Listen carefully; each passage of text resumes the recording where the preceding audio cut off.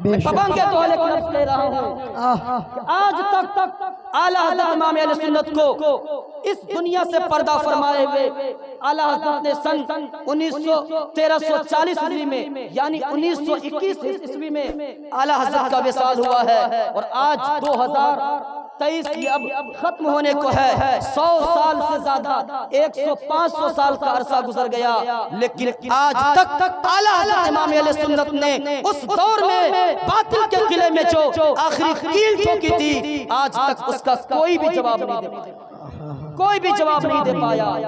اور یہی وجہ ہے، آپ کو بتا دوں، آپ کو اصل بات بتا دوں، یہی وجہ ہے کہ جس کو زخم لگائیں گے آپ نا، جس کو آپ زخم لگائیں گے اس کو درد ہوگا، اور وہ اس درد سے کراہے گا، آپ کے خلاف اول فول بکے گا، آپ کو برا بھلا کہے گا، آپ کے بارے میں آپ کو گالیاں دے گا۔ یہی حال اعلیٰ حضرت امام اہل سنت کا ہے۔ اعلیٰ حضرت امام اہل سنت نے اس دور میں جب باطل کے قلعے میں کیل ٹھوکی تو اس کیل کی جو درد، اس کیل کا جو درد ہوا، اس کی جو آہیں نکلی، آج تک اس کی اولادوں میں پائے جاتے ہیں، آج تک اس کی اولاد اس درد سے کرا رہی ہے، آج تک کرا رہی ہے جو اعلیٰ حضرت نے آخری کیل ٹھوکی تھی۔ یہ اعلیٰ حضرت امام اہل سنت نے کیا ہے۔ اب میں آپ کو بتاتا ہوں اعلیٰ حضرت امام اہل سنت کا نعرہ لگایا جاتا ہے، بس دو باتیں حضرت۔ جی اعلیٰ حضرت فاضل بریلوی کے تعلق سے ایک نعرہ لگایا جاتا ہے، مسلک اعلیٰ حضرت۔ یہ نعرہ لگاتے ہیں نا، یہاں بھی لگ رہا تھا۔ اب ذہن و فکر میں یہ سوال پیدا ہوتا ہے کہ مسلک اعلیٰ حضرت ہے کیا؟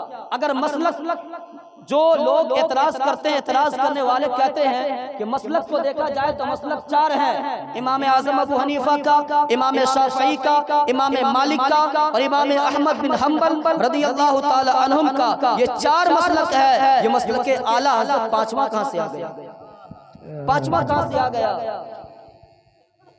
تو آپ کو میں بات بتاؤں، ہم جتنا آپ کو بتائیں گے نا، آپ کے پاس اگر کچھ نہیں ہوگا تو جتنا ہم آپ کو بتائیں گے آپ کو اتنا ہی معلوم ہوگا، اس سے ایک حرف آپ کو زیادہ معلوم نہیں ہوگا، ہے کہ نہیں؟ تو یہ اعتراض کرنے والے جو اعتراض کرتے ہیں، ان کے ذہن میں، ان کے دماغ میں بس اتنی ہی سی بات ڈالی جاتی ہے، ان کو بتا دیا جاتا ہے کہ مسلک تو 4 ہے، یہ 5واں مسلک اعلیٰ حضرت کہاں سے آ گیا؟ تو ظاہر ہے کہ پھر اس سے آگے کہاں سے جائیں گے؟ اس سے آگے نہیں جا پائیں گے۔ لیکن اگر میں آپ کو حقیقت بتاؤں تو مسلک کیا ہے، مسلک کیا ہے، اہل سنت والجماعت کیا ہے، اس پر گفتگو اگر کی جائے تو کافی گفتگو، لمبی گفتگو ہوگی، لیکن بس آپ کو سیدھی سادھی بات بتا رہا ہوں۔ وہ بات یہ ہے کہ مسلک اعلیٰ حضرت یہ کوئی 4 مذہبوں کا یہ کوئی 5واں مذہب نہیں ہے، 4 مسلکوں کا یہ کوئی 5واں مسلک نہیں ہے، بلکہ مسلک اعلیٰ حضرت یہ مسلک امام اعظم ابو حنیفہ رحمت اللہ تعالی علیہ کے مسلک کا دوسرا نام، مسلک امام اعظم ابو حنیفہ۔ سبحان اللہ، دوسرا نام مسلک ہے۔ اب آپ کہیں گے مولانا جب مسلک اعلیٰ حضرت مسلک امام اعظم ہے ہی تو پھر مسلک اعلیٰ حضرت کی ضرورت کیوں پڑی، مسلک اعلیٰ حضرت کیوں کہا گیا؟ تو آپ یاد رکھیے گا، اہل سنت والجماعت جو فرقہ ناجیہ ہے یعنی جنتی فرقہ ہے، اس فرقے کے بارے میں آپ یاد رکھیے گا کہ ہر دور میں اہل سنت کی ایک نہ ایک پہچان رہی ہے، علامت رہی ہے، ہر دور میں رہی ہے، ہر دور میں ایک پہچان رہی ہے مسلک اہل سنت کی۔ اور اس دور میں مسلک اہل سنت، مسلک حق کی اگر اصل کوئی پہچان ہے اور اس کی صحیح کوئی تصویر ہے تو وہ کوئی اور نہیں بلکہ مسلک امام اعظم کا دوسرا نام مسلک اعلیٰ حضرت۔ باپ کہیں گے مولانا یہ آپ نے کیسے کہہ دیا؟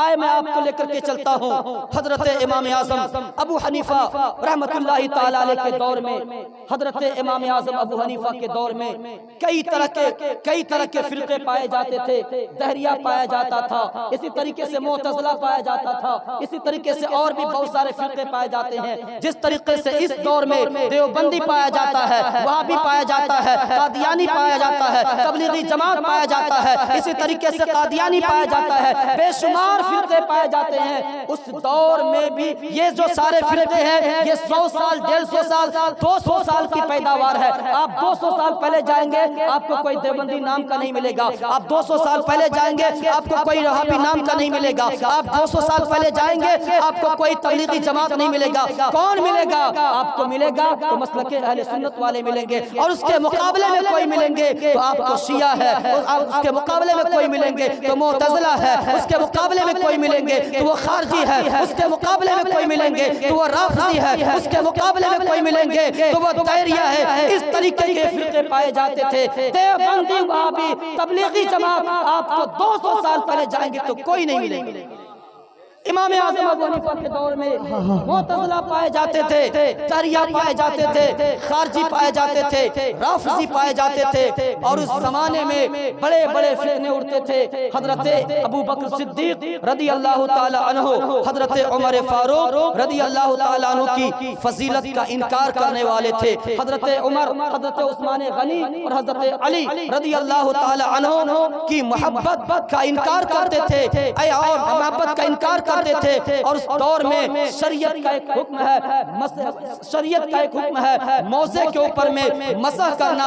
اس دور میں یہ فتنہ اٹھا تھا کہ حضرت ابو بکر صدیق، حضرت عمر فاروق رضی اللہ تعالی عنہ کو حضرت علی پر کوئی فضیلت حاصل نہیں ہے، حضرت عثمان غنی، حضرت علی رضی اللہ تعالی عنہ یہ ان سے محبت کا کوئی فائدہ نہیں ہے۔ اس طریقے کا فتنہ تھا، اور موزے پر مسح کرنے کا کوئی مطلب نہیں ہے۔ ایسے بیانت اس دور میں ہوتا تھا، لیکن جو مسلک حق پر تھے، جو اہل سنت والجماعت پر تھے، ان کا موقف یہی تھا کہ تمام صحابہ میں سب سے افضل حضرت ابو بکر صدیق ہے، پھر حضرت عمر فاروق ہے، پھر حضرت عثمان غنی ہے، پھر حضرت علی ہے۔ اور موزے پر مسح کرنا جائز ہے، لیکن جو باطل عقائد والے، باطل نظریات والے تھے، باطل فرقے والے تھے، ان کا عقیدہ یہ تھا، ان کا نظریہ یہ تھا کہ حضرت ابو بکر صدیق، حضرت عمر یہ تمام صحابہ سے افضل نہیں ہے، حضرت علی، حضرت عثمان غنی ان سے محبت کا کوئی فائدہ نہیں ہے، اور موزے پر مسح کرنا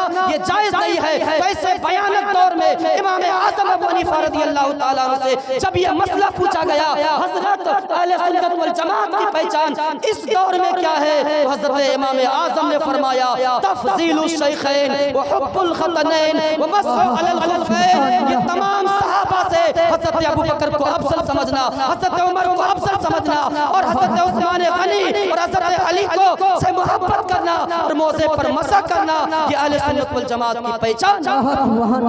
نعرہ تکبیر، نعرہ رسالت، مسلک اعلی حضرت، ہم سنیوں کے جان، ہم سب کے پہچان، مسلک اعلی حضرت حضرت مفتی تعظیم صاحب قبلہ، نعرہ تکبیر، نعرہ رسالت، سبحان مسلک حق، مسلک اہل سنت کی پہچان۔ اس زمانے میں امام اعظم ابو حنیفہ نے فرمایا کہ ابو بکر و عمر سے، عمر کو تمام صحابہ پر فضیلت دینا، اور حب الختنین حضرت عثمان غنی و حضرت علی سے محبت کرنا، اور موزے پر مسح کو جائز سمجھنا، یہ اہل سنت والجماعت کی پہچان ہے۔ ان باتوں کو بتانے کے بعد اب مجھے کہہ لینے کی اجازت دی جائے، اس دور میں جب یہ فتنہ اٹھا تھا، امام اعظم نے اہل سنت والجماعت کی پہچان بتائی تھی، اہل سنت والجماعت کی پہچان بتائی تھی، تمام صحابہ سے ابو بکر و عمر کو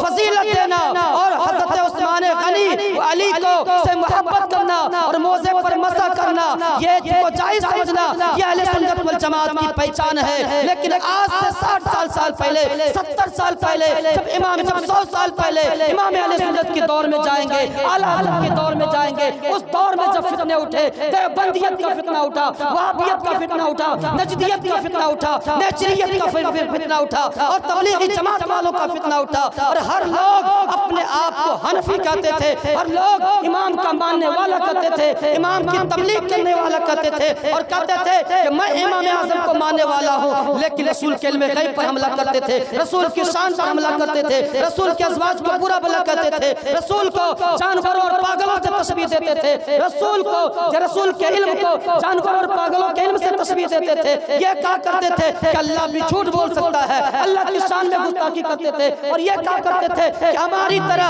اللہ بھی جسم والا جسمانیت والا ہے، اور سب یہ امام اعظم کے مسلک کا لبادہ دوڑ کر کے آئے تھے۔ تو اب یہ مشکل ہو گیا کہ اصل حق پر کون ہے، اصل مسلک اہل سنت پر کون ہے۔ تو اس دور میں اس دور کے مقتدر علماء کرام نے یہ فیصلہ فرمایا کہ اس دور میں اعلیٰ حضرت فاضل بریلوی رضی اللہ تعالیٰ عنہ کے جو نظریات ہیں صحابہ کے بارے میں، انبیاء کے بارے میں، تابعین کے بارے میں، بزرگان دین کے بارے میں، اللہ کی شان کے بارے میں، وہی نظریہ والے یہ مسلک اہل سنت پر ہے، اس نظریہ سبحان اللہ سبحان اللہ مسلک باطلہ پر ہے۔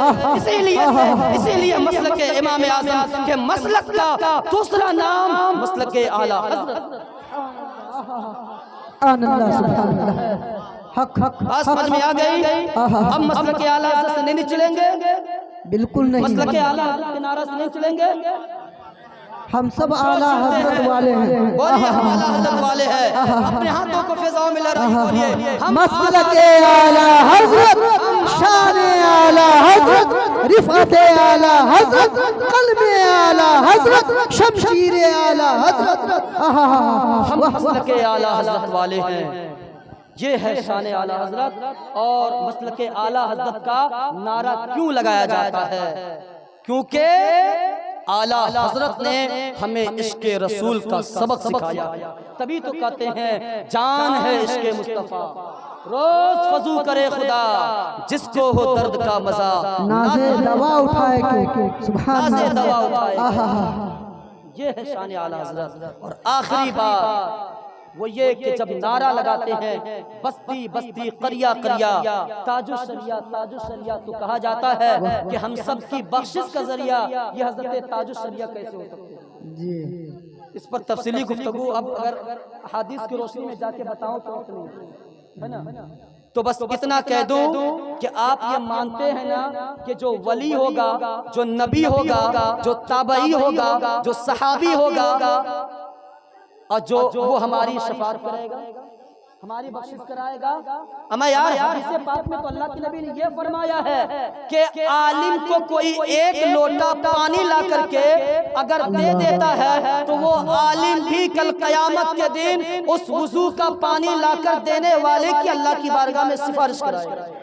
جب ایک عام عالم کا یہ حال ہے، جو اللہ کے ولی ہے وہ کیوں نہیں کرائیں گے؟ اب تاج الشریعہ کون ہے؟ تو تاج الشریعہ اللہ کے اس ولی کا نام ہے، تاج الشریعہ اللہ کے اس قریبی بندے کا نام ہے، تاج الشریعہ اللہ کے اس مرد حق آگاہ کا نام ہے، جس کی ولایت، جن کا علم، جن کا تقوی، جن کی طہارت مسلم ہے۔